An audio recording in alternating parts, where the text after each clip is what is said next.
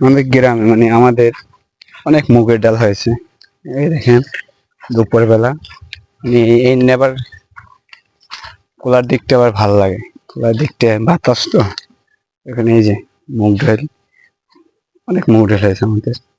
আপনার মুগ ডাল প্লাস প্লেন ডাল, এই যে প্লেন ডালগুলো পাইকে গেছে। তারপরে মুগ ডালগুলো পাইকে গেছে মানে এখন তো ঈদের সময়, আর মতন লোকজন সবাই মেহমান আসছে, এই জন্য মানে যারা তুলে দেয় ওদের এখন পাওয়া যায় না। ওদের জামাই আসছে বা কারো মেহমান, সবারই মেহমান আসছে, যার কারণে এই মেহমানগুলো সবাই চলে যাবে যখন, তখন হচ্ছে আপনার ওরা আইসা তুলে দেবে এবং তোলার বিনিময়ে ওরা দেখা যায় যে 3 ভাগ, যেটুকু তুলবে ওই 3 ভাগ করে 1 ভাগ ওরা নেবে আর 2 ভাগ আমাদের দিয়ে যাবে। প্রতি বছরই আমাদের কম বেশি হয়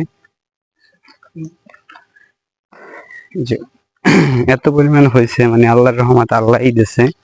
মানে আমি একবার ওষুধ দিছিলাম প্লাস সাদার কালার সার দিছিলাম, যার কারণে বেশ আলহামদুলিল্লাহ অনেক হয়েছে। এখন এই যে আর 4-5 দিন পরে এগুলো যেগুলো কালো হয়ে গেছে এগুলো পাইকে গেছে, আর যেগুলো সবুজ আছে এগুলো এখনো কাঁচা, আর এই যে কালো হয়েছে এগুলো এখনো পাইকে গেছে, এখানে ভাঙি। যেগুলো কালো হয়েছে তার ভিতরে ডাল, এগুলোর ভিতরে এরকমের। এরপরে আপনার মিলে দিয়া এগুলো পরে করবে।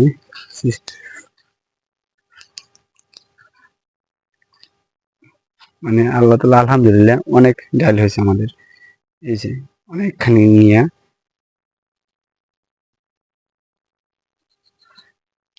এবং পাশে আমরা বাদাম দিছি, এগুলো হচ্ছে বাদাম গাছ, এগুলো হচ্ছে বাদাম গাছ। এবং বাদাম গাছ এখনো না, আরো যখন বড় হইবে তখন, মানে অল্প জায়গায় বাদাম হয়েছে আমাদের। এবং ওই ছেড়ে মিষ্টি আলু গাছ আছে, মিষ্টি আলু গাছ রৌদ্র তো, এখন বাতাস অল্প পরিমাণ হচ্ছে। এই যে বাদাম, এই বাদাম, বাদাম কিন্তু মাটির ভিতরে হয়। এই যে বাদাম গাছ, এর ভিতরে হচ্ছে আপনার বাদাম হয়ে, এখনো হয় নাই, মানে আরো 10-15 দিন গেলে পরিপক্ক হবে।